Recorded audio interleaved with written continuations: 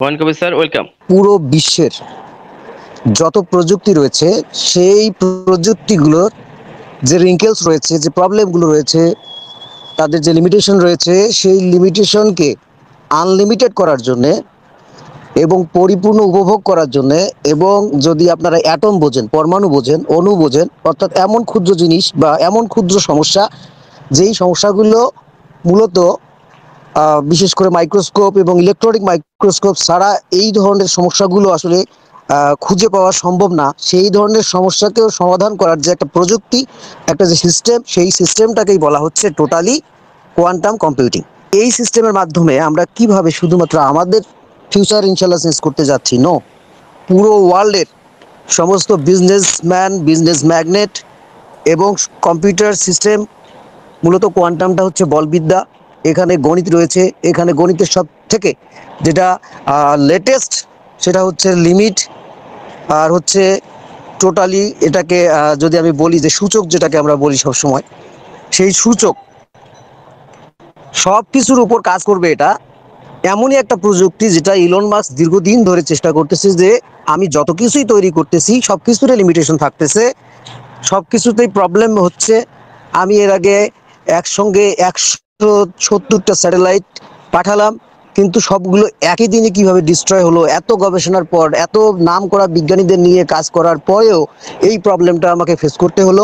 NASA এই quantum যখন, বিশেষ করে কম্পিউটিং সিস্টেমটা নাসা প্রেরণ করে, তখন প্রেরণ করার পরেও তারা সেখানে দেখেছে যে আসলে যে এই সিস্টেম যেভাবে কাজ করার কথা, যেভাবে এর ডিজাইন করেছি, আসলে এটা আমার এই কোয়ান্টাম কম্পিউটিং সিস্টেমটা হয়নি। অ্যাকচুয়ালি এটারও মধ্যে কিছু প্রবলেম রয়েছে। দ্যাট মিন্স প্রযুক্তি নিয়ে যারা দীর্ঘদিন ধরে গবেষণা করতেছে, সেই প্রযুক্তি নির্ভর ব্যক্তিরাও আজ অবধি পর্যন্ত এই কোয়ান্টাম কম্পিউটিং সিস্টেমটাকে ডেভেলপ করতে পারেনি। এর স্যার সবসময় একটা কথা বলে যে যেটা এই বিশ্বকে নাড়া দেওয়ার জন্যে যথেষ্ট বলে আমি মনে করি, যে সিস্টেমটাকে আমি নিয়ে আসতেছি, এই সিস্টেমটা ডিফারেন্ট টাইপের সিস্টেম হবে। আমাদের সাথে আর কারো কোম্পানির তুলনা হবে না, আমাদের সাথে, আমাদের প্রোডাক্টের সাথে কোনো কোম্পানির প্রোডাক্টের তুলনা হবে না। আমরাই ফার্স্ট টাইম নিয়ে আসব, এবং আমাদের এই বিজনেসটা শুধুমাত্র বিজনেস নয়, এটা হচ্ছে হিউম্যানিটির জন্য কাজ করবে। আমরা যদি কোয়ান্টাম কম্পিউটিং সিস্টেমের কয়েকটা ধাপ দেখি, কয়েকটা দিক দেখি, তাহলে এটা বিশেষ করে যে মহামারী রোগগুলো রয়েছে, যেগুলো বিশেষ করে ক্যান্সার বলেন, বা বিশেষ করে আরও অনেক জটিল কিছু রোগ রয়েছে যেগুলো বিশেষ করে পরমাণু দিয়ে বা লেজার দিয়ে সেগুলোকে অনেক সময় দেখা যায় যে খুব একটা কিউর করা যায় না, তারপরে চেষ্টা করা হয়। তো অ্যাকচুয়ালি এই ধরনের যে ব্যয়বহুল চিকিৎসাগুলো রয়েছে সেক্ষেত্রে বলেন, তারপর কম্পিউটার সিস্টেমের যে লিমিটেশন রয়েছে, আমরা যেটা ডাটা ইনপুট করি, আবার মনে করেন ডাটাবেস যেটা আমাদের রয়েছে, ডাটা সেন্টার রয়েছে, এই ডাটা সেন্টারের মধ্যে দেখা যায় লিমিটেশন রয়েছে, 100 GB, 200 GB, যত কিছু রয়েছে সব কিছুর একটা লিমিট রয়েছে।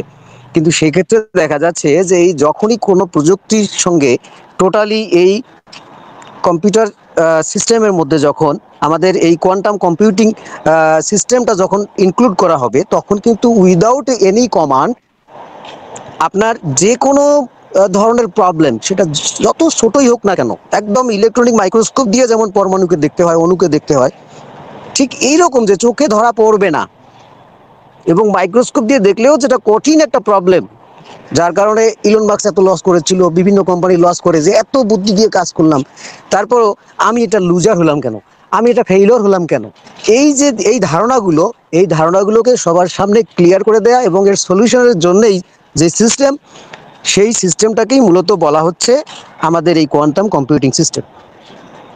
তো আমরা বিশেষ করে এর স্যার দীর্ঘদিন ধরে যে কথাটা বলে আসে, সেটা হচ্ছে we are the only one company, we are going to change the whole world system, and also business system, computing system, and also বিশেষ করে দেখা যায় যে চিকিৎসা ক্ষেত্রে বলেন, হ্যাঁ, অল কাইন্ডস অফ সিস্টেম, যেগুলো মানুষের ভালো কাজে ইনভলভ রয়েছে, যেগুলোর দ্বারা মানুষের খারাপ কাজ হচ্ছে, সেই জিনিসগুলোকে তুলে ধরা। কোয়ান্টাম কম্পিউটিং সিস্টেমটা যখন আসবে, অর্থাৎ আপনার যে কোনো ধরনের প্রবলেম ইজিলি মাইক্রো সেকেন্ডের মধ্যে যখন আপনি সলভ করতে পারবেন, আপনি আপনার বিজনেসের ক্ষেত্রে যখন এগুলো ক্যাপচার করতে পারবেন, আপনি আপনার সব কিছু যখন প্রবলেমগুলো সলভ করতে পারবেন, তখন অটোমেটিক আপনার বিজনেস ডেভেলপ হবে। যার কারণে আমরা কিন্তু সকলেই খুব আশাবাদী, অন প্যাসিভ যত সময় নেক, সমস্যা নেই। আমাদের এই ব্যতিক্রম সিস্টেমের জন্যই আমরা অপেক্ষা করে আছি। Within very short time one passive যখন লঞ্চ করে যাবে, ওয়ান প্যাসিভ যখন মার্কেটে চলে আসবে, তখন আমরা নিজেরাই কিন্তু লুকিয়ে যাব। আমরা চাইলেও 10 জনের সঙ্গে কথা বলতে পারবো না, আমরা চাইলেও এরকম মিটিং করতে পারবো না, আমাদের লিমিটেশন থাকবে। আমরা চাইলেও যে কোনো জিনিস নিয়ে সহজে আলোচনা করতে পারবো না, আমরা চাইলে আমাদের প্রযুক্তি নিয়ে কারোর সঙ্গে আমরা সেটা উপস্থাপন করতে পারবো না, আমরা বলতে পারবো না যে এই প্রযুক্তির সঙ্গে আমি জড়িত আছি। কেন? তার কারণ হচ্ছে আমাদের সিকিউরিটি পারপাস। আমাদের সিকিউরিটিটা আমাদেরকে খুব ডিপলি চিন্তা করতে হবে, একদম ডিপলি চিন্তা করতে হবে যে আমরা আসলে কোথায় আল্লাহ তাআলা আমাদেরকে নিয়ে যাচ্ছে, আমরা কোথায় যেতে পারি, বা আমাদের প্রযুক্তি কোথায় যেতে পারে। দেখেন, আমরা সবসময় গল্প করি, আমরা গরিবাসী তাই চিন্তা করি আমার টাকা হলে আমি প্রকাশ্যে এটা দান করব, প্রকাশ্যে ওটা দান করব, আমি রিসোর্ট করব, আমি ঘুরতে যাব, আমি এটা করব, আমি ওটা করব। কিন্তু অ্যাকচুয়ালি যখন সে ধনী ব্যক্তি হয়ে যায়, তখন ওনার 4-5টা ডায়েরি মেনটেন করতে হয়, টাইম মেনটেন করতে হয়, আমি কখন কোন কথা বলবো সেটা ওনাকে কিন্তু ডায়েরিতে নোট ডাউন করতে হয়। কারণ উনি তখন সেলিব্রিটি পার্সন হয়ে যান, ওনার একটা কথাই তখন হাইলাইটস হয়ে যায়, একটা ভুল কথাই তখন দেখা যায় যে একটা কোম্পানি ধস নেমে যায়।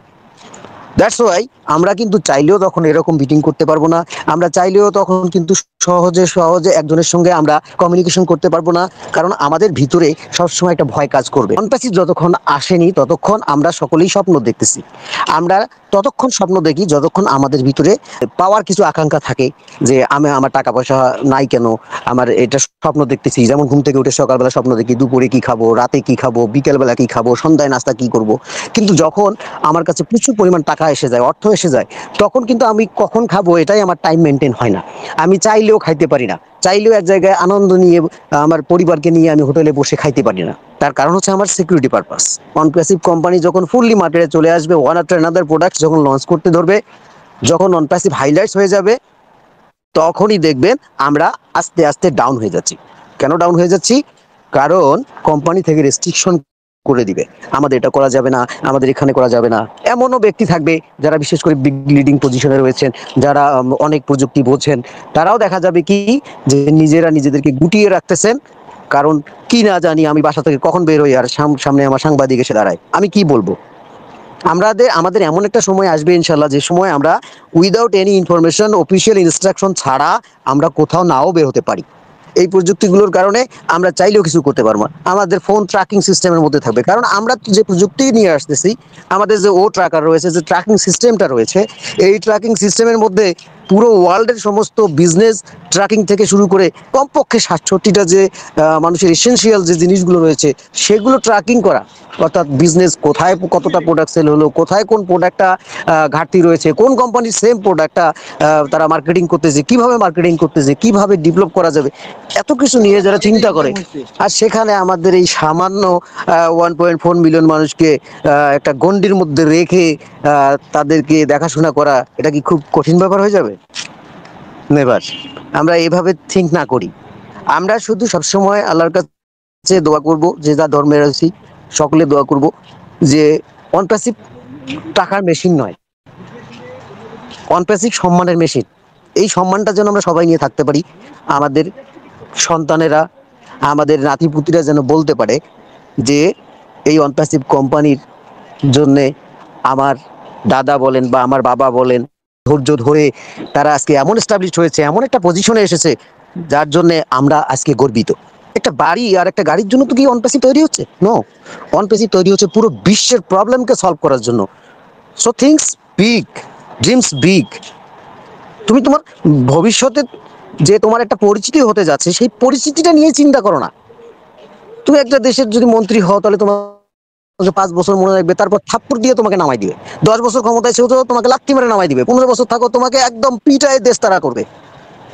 কিন্তু তুমি 15 বছর পরে এই যে তোমার একটা পজিশন হয়ে যাচ্ছে, 15 বছর পর তোমার পজিশনটা কোথায় যাবে, তোমাকে পুরো ওয়ার্ল্ড কিভাবে চিনবে সেটা কল্পনা করো।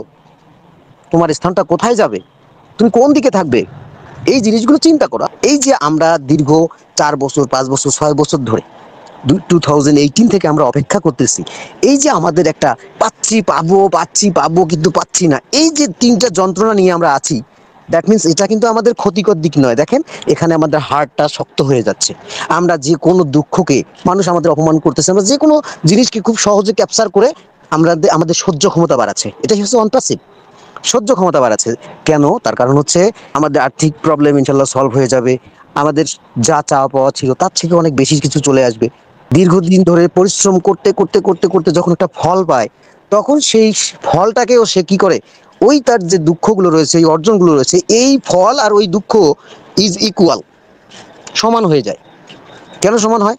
কারণ সে তার অলরেডি এই জিনিসটা যে পাবে, সে এতদিন ধরে ধৈর্য ধরতে ধরতে ধরতে ধরতে তার ভিতরে একটা সহ্য ক্ষমতা এসে গেছে যে যত বড়ই জিনিসে আসুক সেটা আমার কাছে, ওই আমার এই অপেক্ষার দিনগুলো, এই আমার দুঃখের দিনগুলো পার করেছি, খেয়ে না খেয়ে পার করেছি, হ্যাঁ, খিদা পেটে নিয়ে আমি মিটিং করেছি, এই যে আমার এই যে পরিশ্রমগুলো ইজ ইকুয়াল আমার ফলাফল, রেজাল্ট। এই যে রেজাল্টটা আসলো, তখন আমি কি করলাম, আমি এটাকে ইজিলি গ্রহণ করতে পারলাম। এই যে আমাদের সহ্য ক্ষমতা বাড়িয়ে নিয়ে আমাদেরকে একদম স্ট্রং ম্যান হিসেবে, আয়রন ম্যান হিসেবে যে তৈরি করা, এটাই হচ্ছে এসআরের মূল উদ্দেশ্য। যাতে আমরা কেউই এই কষ্টে পাওয়া ধন কিন্তু সহজে কেউ হারাতে চায় না। অন প্যাসিভের আমরা যারা ফাউন্ডিং মেম্বার রয়েছি, আমাদের কষ্টে অর্জিত ফল হচ্ছে অন প্যাসিভ লঞ্চ করা, নট ইনকাম। অন প্যাসিভে আমরা এসে যে সম্মানে আমরা নিজেরা একটা পদে ভূষিত হব, আমরা সম্মানিত হব, এটাই হচ্ছে আমাদের এইটার ফল।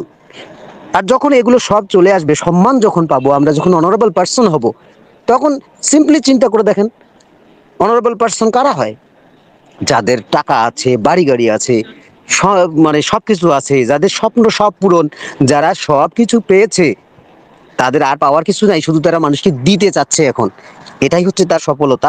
আমাদেরও সেম পজিশন ইনশাল্লাহ আসতে যাচ্ছে। আমরা ধৈর্য ধরেছি, আমরা আরো ধৈর্য ধরে, স্যার একটা মিটিংয়ে বলছিল, ঘুম থেকে ওঠার পর থেকে ঘুমাতে যাওয়া অবধি পর্যন্ত প্রত্যেকটা একটা মানুষের জীবনে যে প্রোডাক্টগুলো প্রয়োজন, যে জিনিসগুলো প্রয়োজন, যে ইকুইপমেন্ট প্রয়োজন, ইচ অ্যান্ড এভরি প্রোডাক্ট, সব কিছুই এই ওয়ান প্যাসিভে আসবে। অর্থাৎ মানুষ যখন ঘুমাতে যাবে, তখন আপনার ওই রিপাত ভাইয়ের, হেলালুদ্দিন ভাইয়ের, মোস্তফা কামাল ভাইয়ের কি করবে?